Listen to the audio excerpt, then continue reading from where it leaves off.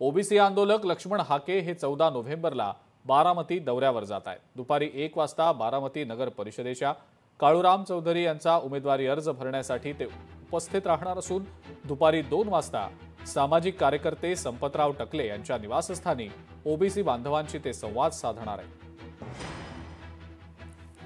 14 November रोजी आम्ही बारामतीत येतो।